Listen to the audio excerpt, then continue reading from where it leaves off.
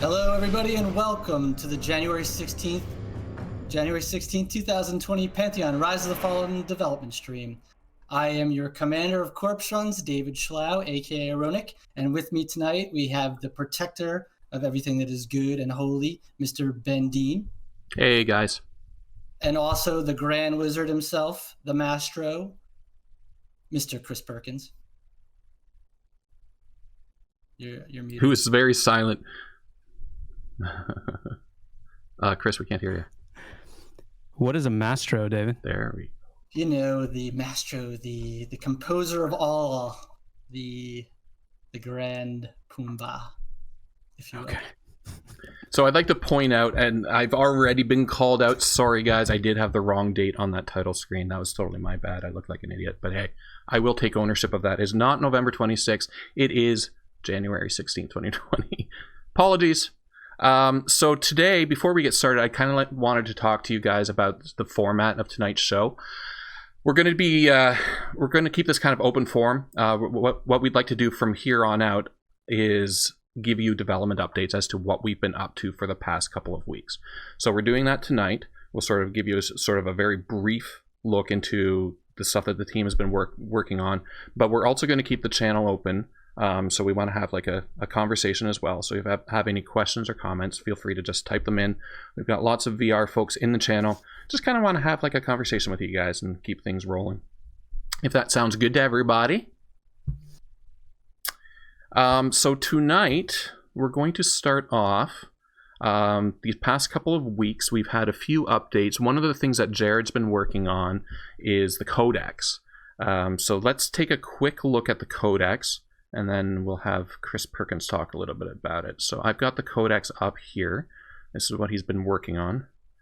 Now, Chris, you want to sort of go over what we've been, what we're looking at here?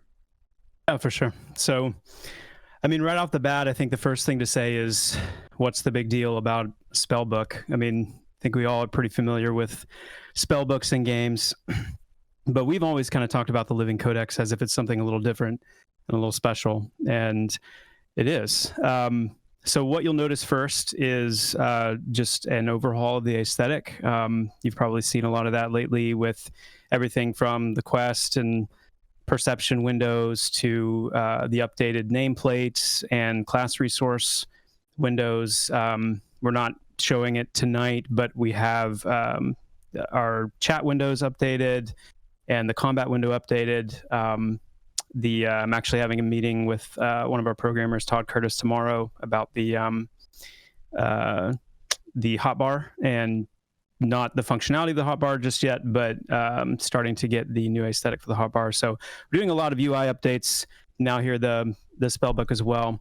But beyond just the aesthetic redesign,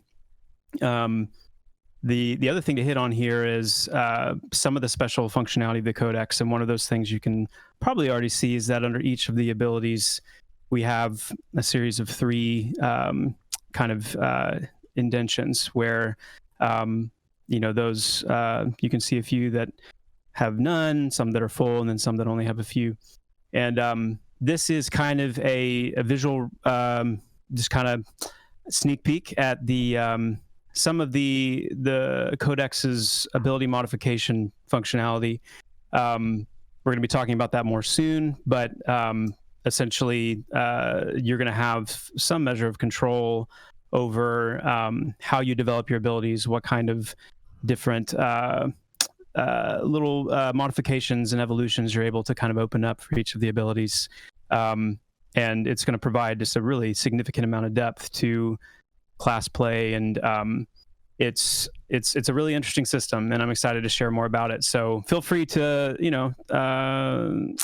make guesses on how it's going to work, but I think once we're able to really unfold it, it's something you guys are going to be really excited about. But yeah, we just wanted to show that as a piece of what we've been working on recently. And yes, ability name. It's an OP. I saw that comment in there. Ability name is OP. Please nerf. That's hilarious. Guys, if you want to ask some questions in the chat, tag me and I will make sure that it gets to the team here. So that's one of the major things that we've been working on the past couple of weeks. But what's the rest of the team been up to? So as you know, with Project Fairytale, we're building content. You saw just a very small glimpse of Oldwood in our last teaser trailer, but the team is now moving on to a different area of Fairytale called the Merc. Chris, you want to tell us a bit about the Merc? I think you cut out there. Can you say it again? The what? The Merc. The Merc. The Merc.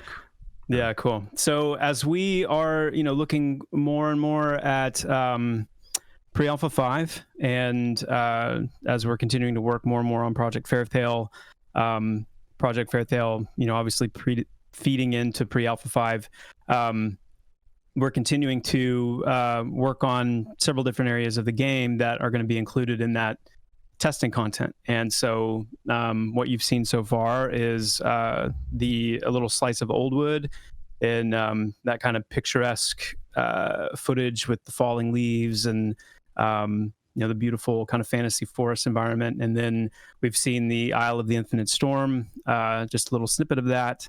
And now we're moving into another area called the Merc, which our game designer Tim Wathen has been kind of spearheading and designing the layout and just kind of the overall feel of that area, and working really closely with Jimmy, our resident environment artist, world builder extraordinaire, Jimmy Lane, who's just fabulous. And so they're doing a lot of work on that area, getting it ready to go. And it's given us a really good opportunity to when you look and consider the map that we've released, that most of you hopefully have seen at this point, having on the East Coast, Thrown Fast, Aventur's Pass, you've got Silent Plains, Fairytale, that kind of band. It's been really fun and really good lately to kind of double back and double down on our level ranges and kind of the level ranges of the content. And so there's actually a whole lot to consider with that, because it's when you start working on a new zone or a new area, it's this blank canvas of potential content and ideas, all of the points of interest, the who, what, where, when, why, and all this stuff. And you have to be very disciplined at how far you allow yourself to go in terms of how much content and how much are you going to fill that area with. Because what can happen is, if your level spread is too wide and too connected, then you're going to end up with players being able to level from level 1 to max without ever leaving the zone, or only ever having to go maybe to the adjacent zone to fill in those gaps. And so we've been doing a lot of thinking with as large as these areas are in Pantheon, and as we're starting to put more and more of this first continent of Kingsreach together, we're just taking special care right now to make sure that the level spread and kind of how we've laid everything out is holding true, because we want players to move around. We want players to experience more of the world. And some of that is going to be itemization push, where you're pushed to this area or pushed to that area because you're wanting to get that particular piece of gear. Some of it's going to be, I guess you call like out of room push. You want to go somewhere and do a dungeon here, but there's no room. Like the camps are taken. So, I mean, I know for me personally, I've seen much more of a game world because there just wasn't room where I wanted to go initially. And so I'm having to think, well, where could I go? And you end up, experiencing more that way. And so we're, it's a really fun time right now, just kind of getting, geared up for things like Pre-Alpha 5 and, thinking about what we want players to be testing there, and then just starting to take a higher and higher level look at the game world as it's taking shape. And it's been really fun too. So just a little snippet of some more behind the scenes stuff we've been taking a look at recently. This, Ronak, I know that you're gathering questions too, but this one just sort of jumped out at me right now. Official Clanton's asking, saying that he loves the progress that Pantheon has made. Thanks. But but with that in mind, how hard is combat worked on? And I think some of these comments are fair. If it still feels slightly stale, what are your philosophies and commitment in this area? I'm glad that you brought that up because it's something that we discuss a lot internally. Let's touch on that just very briefly, Chris. Why is combat going to be good? Yeah, like what's our philosophies and commitment to making combat engaging? I think is another way to reword that. Yeah, well, it's a multi-layered. I mean, it's just really a fascinating process working on something like combat because the first thing you have to consider is it's an orchestra of different ingredients. You've got everything from the actual data layer of what's happening. I heal someone and it restores, X amount of life, or I deal a damage to something and it takes away X amount of health. You have that data layer that's your abilities, your skills are doing data-wise what they say they're going to do, and they're doing it responsively. But then you've got the animation layer. Then you've got the visual effect layer, particle systems. Then you've got the sound effect layer. And all of those things, depending on how well in concert they're working, that alone is going to contribute dramatically to the feel of combat. Does it feel responsive? Does it feel good to connect with something with my weapon, or to see my fireball impact this target? And the degree to which those things are working together in harmony, the better it's going to be. We've got a lot of improvement to do there. So it's one thing to say that's kind of the philosophy and the way that it works. It's another thing to say we're not there yet. And some of that is tooling. We're constantly evaluating our tools, and the tool with which we are able to orchestrate data, ability, combat data, animation, audio, and particle system visual effect is going to be seeing a bit of a revamp soon, which I'm really excited about. And it's going to be much more similar to something like video editing software, where if you've ever used that, you've got tracks and you can see the video footage and you can see the audio, and you see it more kind of in a way where you can really fine tune like exactly where you want something to happen.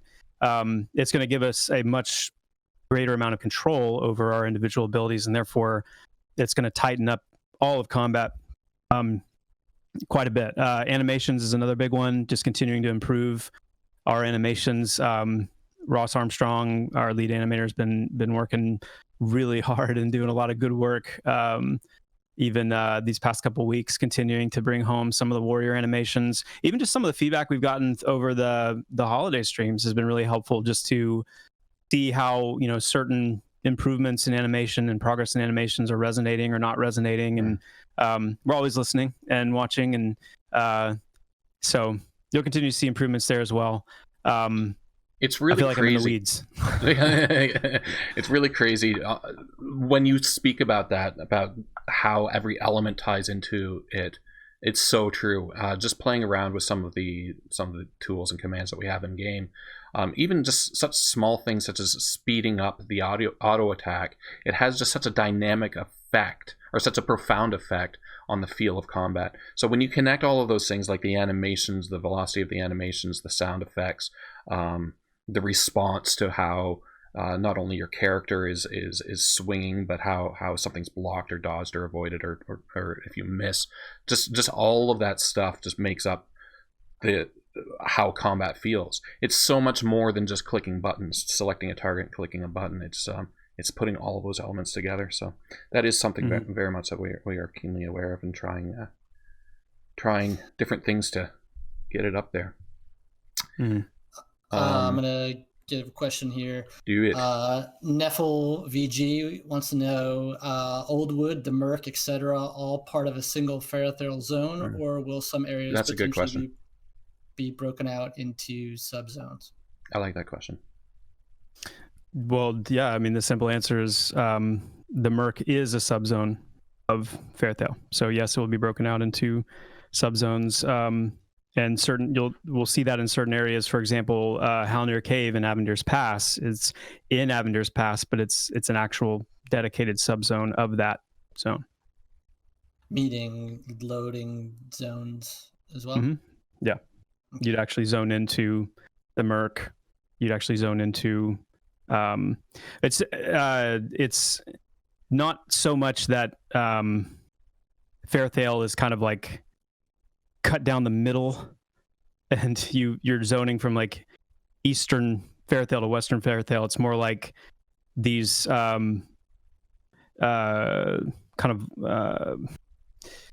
these unique areas inside of the zone that have kind of a standalone feel to them.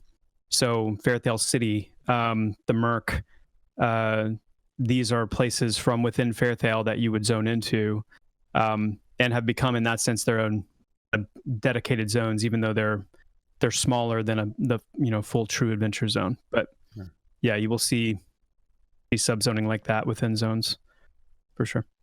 Okay. This is a question from the forums.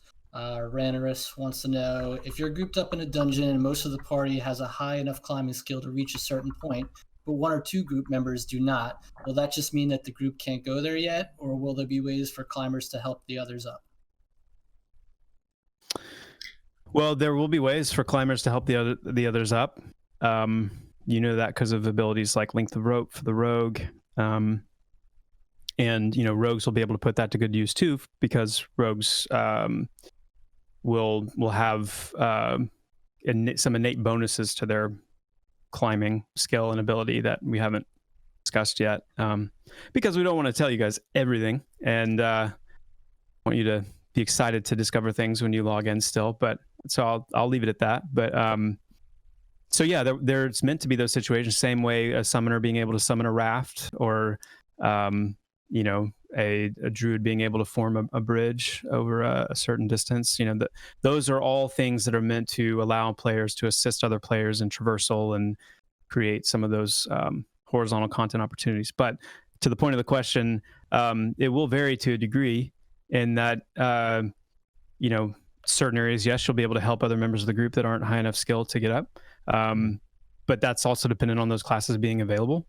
And so we're certainly designing things with we're very much okay with there not always being a means, for players to do everything that the other members in their group are able to do.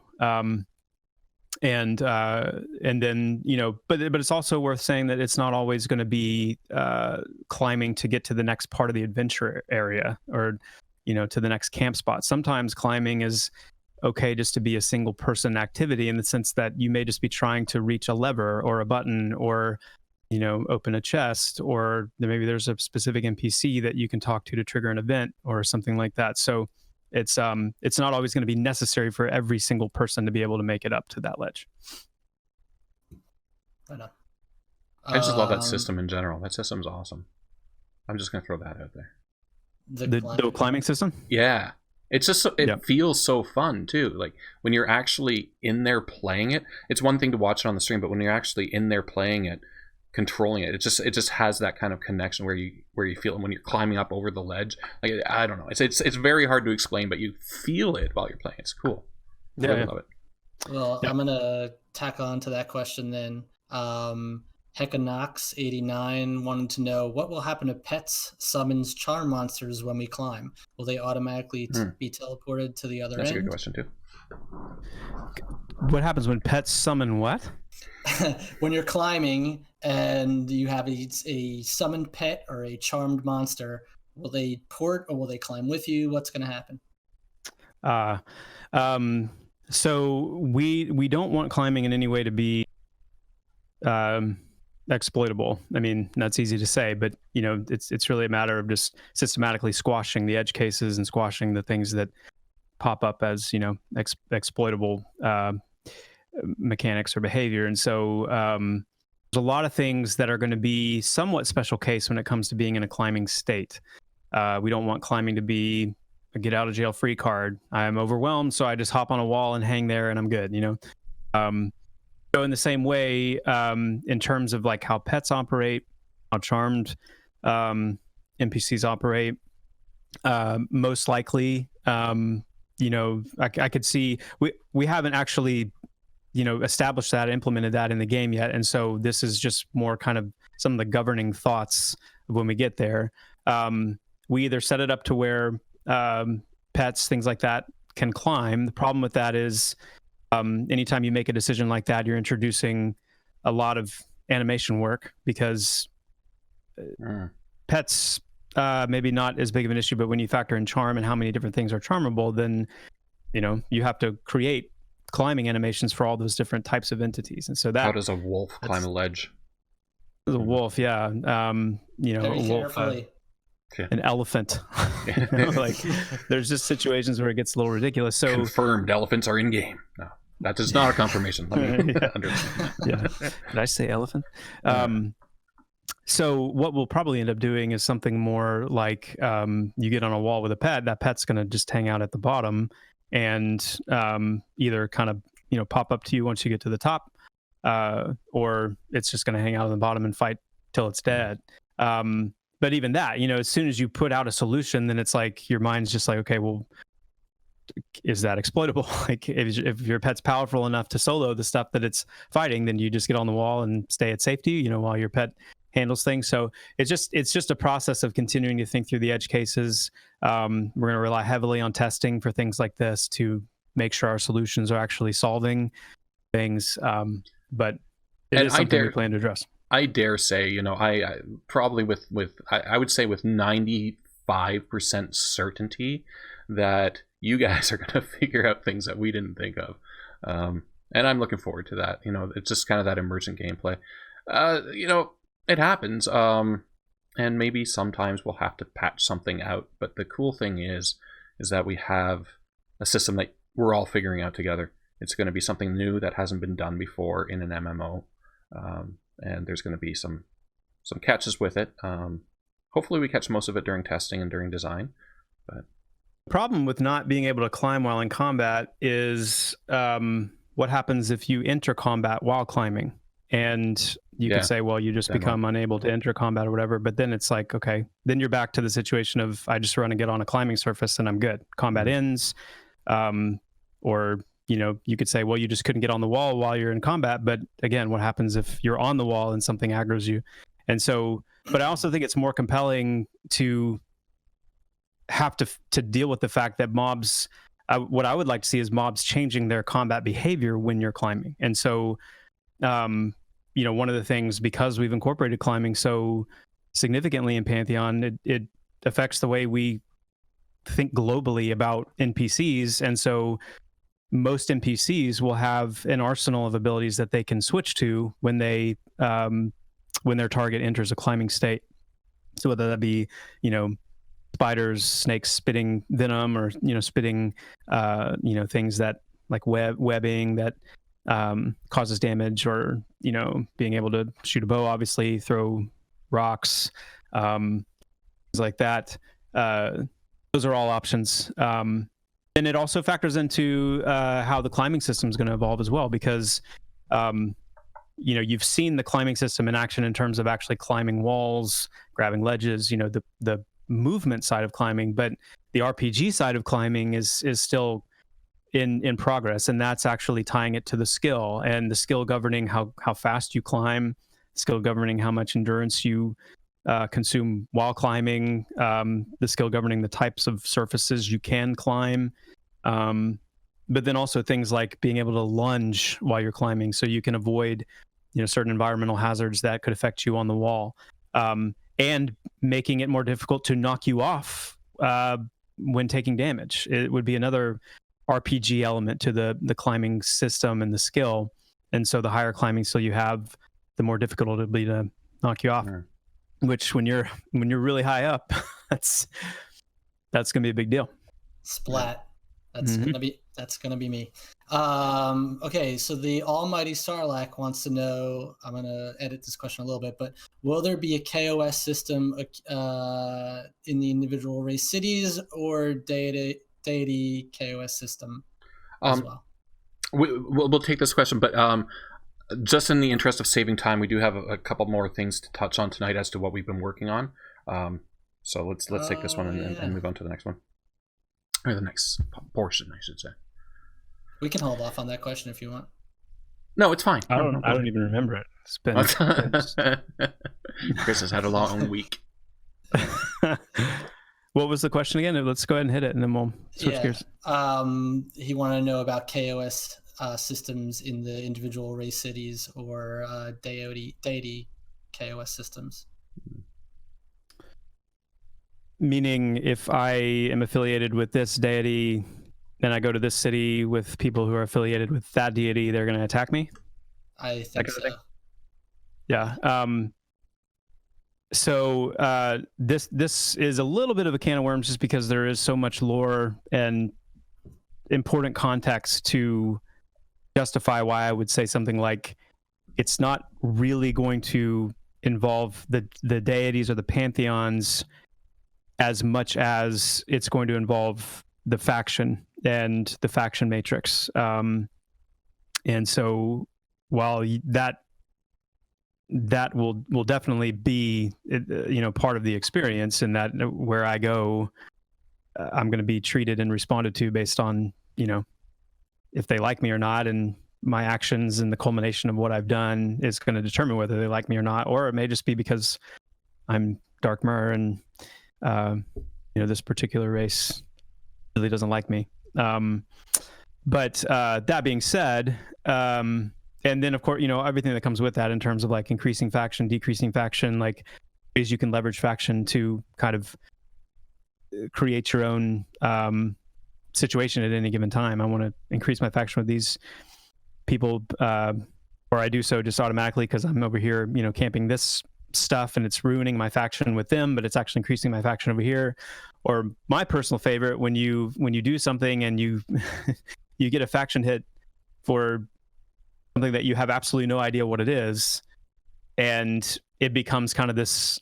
I remember one memory I have from EverQuest is like some of that weird like Ali AU or Ali Zayu Lizard Man faction stuff, where it was just intriguing to me that here I am like affecting my imprint within this world with things that I don't even really know what they are yet, nor did I know that Ali Teyu spelled backwards is we Zilla, and Ali Velu backwards is we love Zilla. Anyway, it's fascinating to me, that idea of the faction matrix, that you can just do so much with creating a believable world that feels lived in, and it's exciting to me. But pantheons will play a significant role in Pantheon. We actually have some exciting things to share about that at some point soon. So I know that's been a question that comes up a lot too, and hopefully we'll be able to speak more about that in time. Yeah, I can't wait for that, but no beans on that today. No. All right, so one of the other kind of cool things I just wanted to touch on briefly is when we're doing something like Project Fairytale, a lot of it is very content heavy. That's really kind of what makes the core of an MMO. You have combat and content. So in order to facilitate that, you need a way to put content in the game. So one of the things that our engineering team has been working with our design team is working on new tools to facilitate that to get content in game. So we have been updating our tools. That's been a very big focus this year, actually even before this year too, but a lot of focus has been working on that for this year and getting it all up to snuff so that we can keep on moving forward in 2020. So yeah, I think I just said the whole bit there. I would have turned it over to you, Chris, but unless you had anything else to add to it. No, that's great. It's good.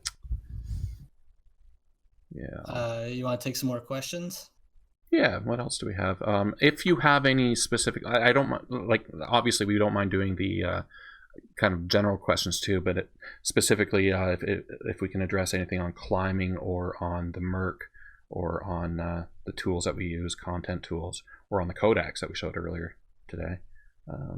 Yeah, and I just want to reiterate what you kind of said at the top of the stream, which is this particular stream is a lot of talking and a lot of chatting about what we've been up to, but obviously other streams will be more meatier with some more visuals. So there's going to be a lot of these streams are kind of going to differentiate from week to week. We're not going to have a new trailer every 2 weeks, but what we will have is 2 or 3 of us every week on here taking questions, telling you what we've been up to. So Pantheon Tharek wants to know, what is the level range for the Merc? Can we talk about that at all? That's a good question.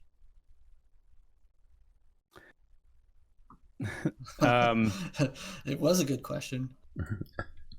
It's going to be on the higher end for sure. I think just trying to it's on the higher end. You could just leave it at that. Be on the higher end.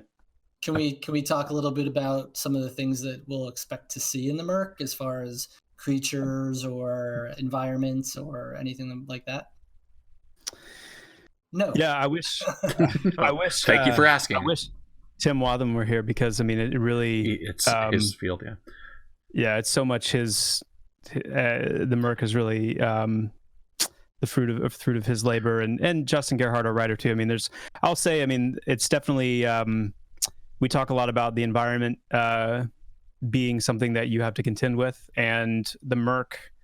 Even its name, it gives you a good sense of kind of the aesthetic and the environment, that we're dealing with here. And so, expect a lot of interesting environmental aspects. What I can tell you about my personal experience with it, I remember that that call that we had when Jimmy first revealed it. He did a screen share as to what he's been working on, and I was blown away, because to me this was a new area where things were starting to feel really adventurous. Like, it just made me want to crawl in there and explore every nook and cranny. Like, there were like caves and stuff that you could climb on, and it was just really cool. I'm like, I want to get in there right now. So I don't know. I'm pretty excited about when we can show that off a bit more. But to me, it was a very exciting moment. Yeah, I think my favorite part of being part of the team is watching, the idea start up as a concept or just a bunch of words, and then seeing it evolve through different stages to the point where Jimmy's like designing it. That's awesome. Yeah. Yeah. Let me see if I get anything else. Murk. Renarius Spirit Arrow is asking how large is the typical zone. This is that's a perfectly pertinent question, because we were discussing that earlier this week too. Chris, you can probably address it a little bit more succinctly, but there's so many different ways to answer that question. How large is the zone based, like how long does it take you to run from one end to the other? How large is the zone in the sense of how many full groups can it support at the same time?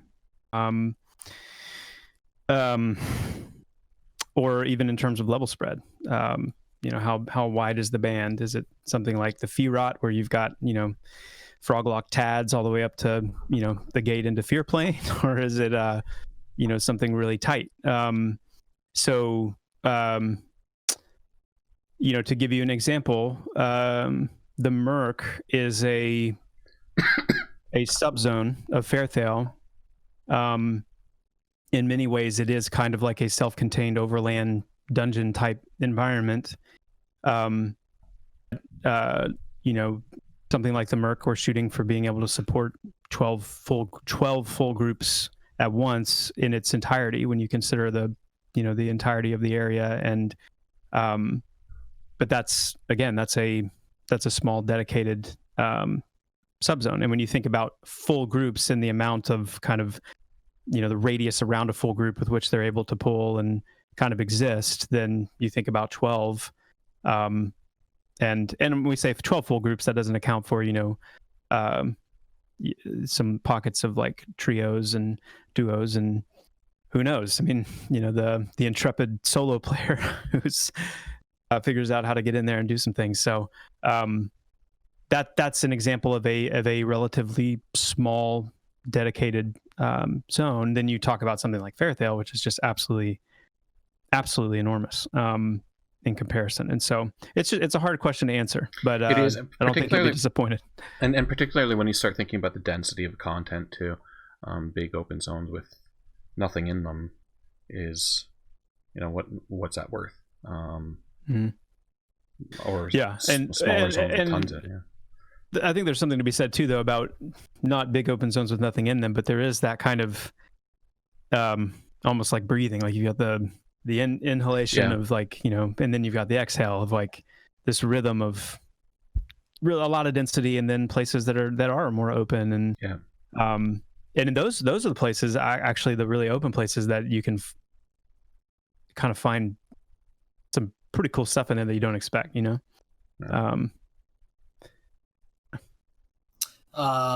Okay, Boz wants to know something about the Codex. Will there be more than just 3 possible ways to upgrade a spell, or will there ever be 3 options for upgrading a spell? I don't know about the second part of that question, but I think he's asking about if the 3 is kind of set in stone, or if there'll be other ways to upgrade spells.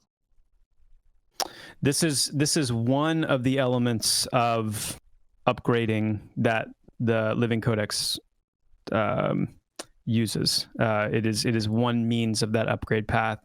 It may end up being the only means. It just, as we try some things out, but we had originally planned on a couple of different avenues for updating abilities or modifying and evolving abilities. This is one of them. Now, whether it will stay at 3 or be 4 or 5, total modifications that you can unlock for that ability, whether every ability is always 3, maybe there's some that are 3 and some that are more. Epic abilities, you could have standard abilities, normal abilities that are maybe 3, and then epic abilities could have, several more modifications that you can unlock. That's something that we'll see as we get further along. Great. All right, probably have time for 1 or 2 more. Okay.